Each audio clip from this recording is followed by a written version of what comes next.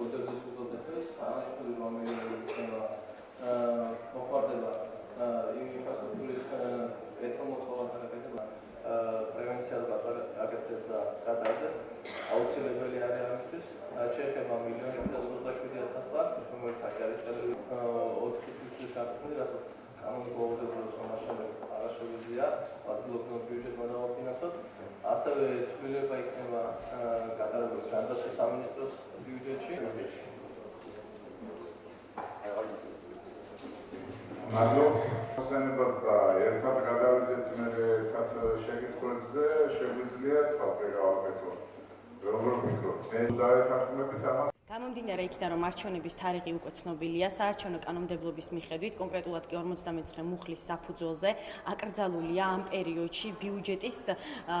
განკარგვა ანუ ეს ნიშნავს იმას რომ აკრძალულია ახალი პროექტების დაგეგმვა და დაფინანსება და ასევე აკრძალულია უკვე დაგეგმილი პროექტების ბიუჯეტის ზრდა შესაბამისად ის პოზიცია რომელიც ის სიახლე რომელიც უმაღლესმა საბჭომ მიიღო მოდის წინააღმდეგობაში საქართველოს საარჩევნო კანონმდებლობის რაც შეეხება აჭარის ტელევიზიას და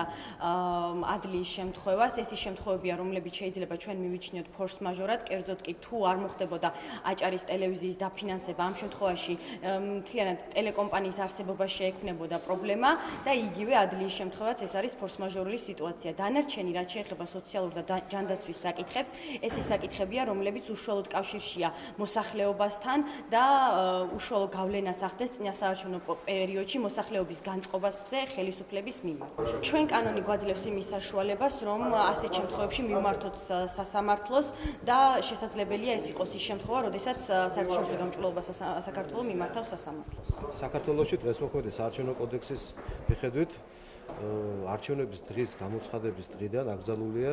ნებისმიერი დონის ბიუჯეტში რაიმე ტიპის ცვლილებების შეტანა. მე მინდა ორი თემა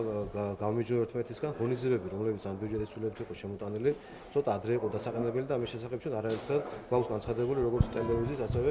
აქვე უმაღლესი საბჭოს სესიებს. და თვითონ ფაქტი, რაც დღეს მოხდა, არის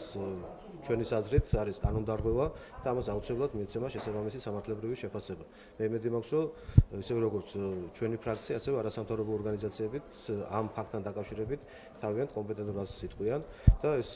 დღევანდელი გადაწყვეტილება შეფასდება როგორც უკანონო გადაწყვეტილება. საერთაშორისო გამჭვირვალობას შეუძლია რომ გაასაჩივრა სასამართლოში ეს